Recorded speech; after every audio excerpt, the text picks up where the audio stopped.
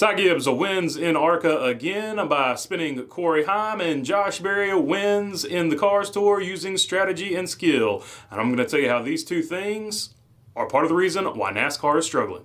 Coming up next. So Ty Gibbs once again spins Corey Hiem for a win. These two have gone back and forth all season, but it illustrated a point. Here is Ty Gibbs with all this backing. He's had the best chance in everything coming up. Everything he's had has been really good equipment. He's had really good driving coaches, so he should be really good, and he is a talented driver, but he has a penchant for doing stuff that makes him risque, and that's why he is always running a blank car. But it doesn't matter, because no matter what he does, he is going to get a chance at that next level, and he is going to drive Xfinity cars regardless next year of what he does. And then on the other hand, in the Cars Tour, you've got a guy like Josh Berry, who comes from a working class background. He has shown he has a ton of talent. He has won in everything, including an Xfinity car that you put him in, and he still is having trouble getting anybody, A, to sponsor him, and B, getting anybody to take a look at him to drive at that next level.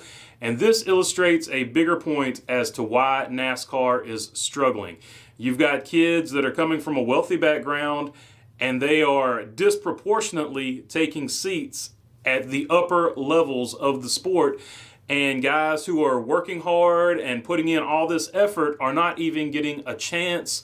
And this is probably the biggest problem going on with NASCAR right now. Guys like Josh Berry and anybody on the local level, just, fill in whoever you want from your local level. They're not even getting a chance because for whatever reason, corporate America is not waking up and realizing that, hey, the fans are pulling for these guys as opposed to these guys who are just polished and whatever, have a whole lot of money. Not that there's anything wrong with that.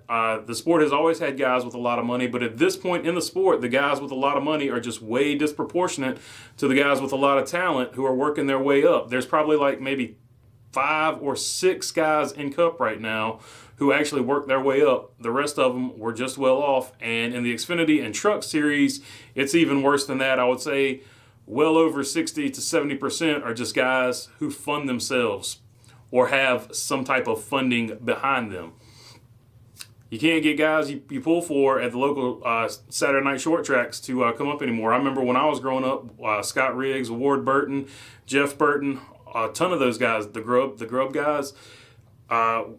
We watched those guys work their way, Elliott Sadler even. We watched them guys work their way up from local short tracks to all the way up to Cup for some of those guys.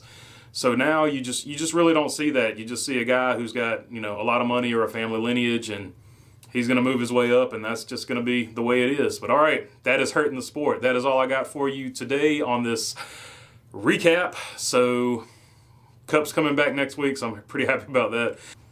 Okay, that is all I've got for you this week. If you like the content, please subscribe.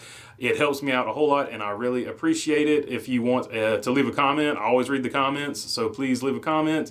And other than that, thanks for your time. Peace.